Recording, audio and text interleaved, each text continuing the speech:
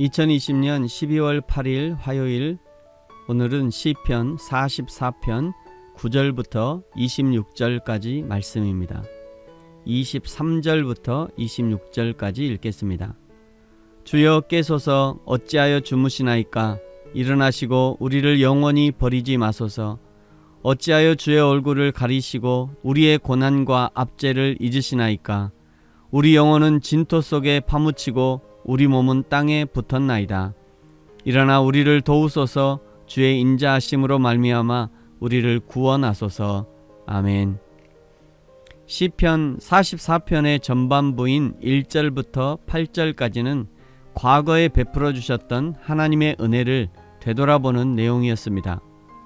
되돌아본다는 것은 지금의 상황이 어렵다는 것이고 과거에 누렸던 영광이 회복되기를 원한다는 내용일 것입니다. 이제 오늘 9절부터 마지막까지는 현재의 고통을 하나님께 호소하고 구원을 요청하는 내용입니다. 9절, 주께서 우리를 버려 욕을 당하게 하셨다. 우리 군대와 함께 나아가지 아니하셨다. 10절, 주께서 우리를 대적들에게서 등을 돌이켜 도망가게 하셨고 적들이 우리를 탈취하게 하셨다. 11절, 주께서 우리를 잡아먹힐 양처럼 그들에게 넘기셨고 여러 민족 중에 우리를 흩으셨다. 12절, 주께서 주의 백성을 헐값에 파셨는데 이익을 보지 못하셨다. 13절, 주께서 우리로 이웃에게 욕을 당하게 하셨고 그들이 우리를 둘러싸고 조소하고 조롱했다. 14절, 주께서 우리를 뭇 백성 중에 이야깃거리가 되게 하시고 15절, 이런 능력이 종일 있게 하셨고 16절, 나의 원수와 나의 복수자가 비방하고 욕을 했다. 마치 지금 이런 상황이 어떤 상황과 같느냐면 19절에 보시면 승냥이의 처소 같고 마치 사망의 그늘로 덮으신 것 같다고 표현합니다. 22절은 마치 도살할 양과 같이 되었다라고 표현하죠. 그런데 참으로 이상한 것은 지금 이런 일을 당할 만한 이유를 찾지 못하고 있다는 것입니다. 17절과 18절에 보시면요, 이 모든 일이 우리에게 임하였으나 우리가 주를 잊지 아니하며 주의 언약을 어기지 아니하였나이다. 우리의 마음은 위축되지 아니하고 우리 걸음도 주의 길을 떠나지 아니하였으나. 우리가 잘못한 것이 없는데 왜 이런 일이 우리에게 닥친 것입니까? 이런 말씀인 거죠. 전쟁에서 지고 포로로 잡혀가는 이해하기 힘든 참혹한 일을 당하면서도 왜 이런 일이 벌어졌는지를 곰곰이 따져보지만 자신들에게서 죄를 발견할 수 없었던 것입니다. 오늘날 우리는 성경을 읽을 때 남북 이스라엘이 멸망하고 바벨론의 포로로 잡혀간 이유를 알고 있습니다.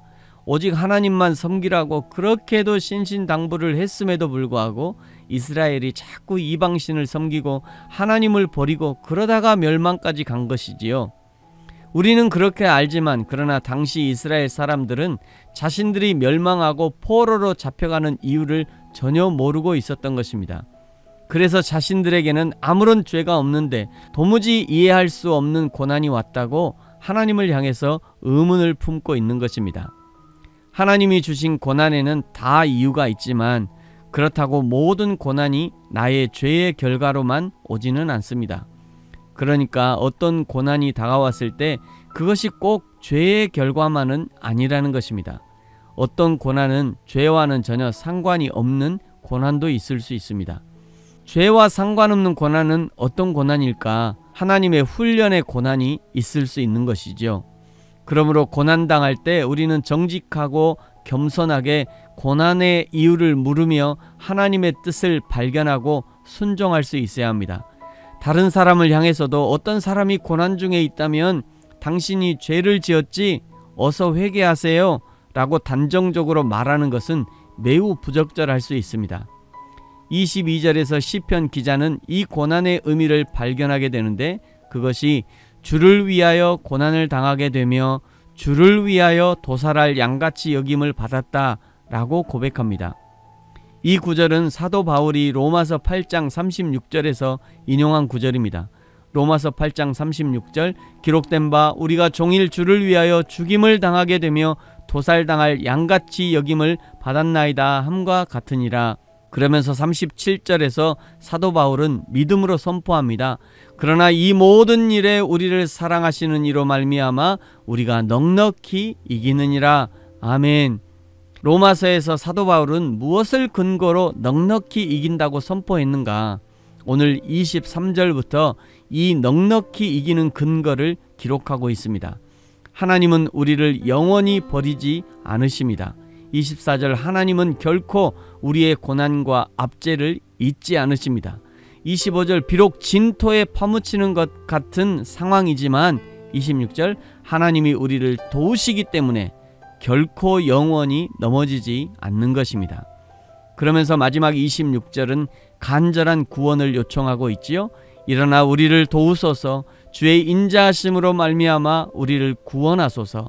오늘 시편 44편의 후반절을 읽으면서 사도 바울이 기억하고 고백했던 그 말씀을 반드시 기억하시기 바랍니다. 로마서 8장 36절부터 39절 기록된 바 우리가 종일 주를 위하여 죽임을 당하게 되며 도살당할 양같이 여김을 받았나이다 함과 같으니라.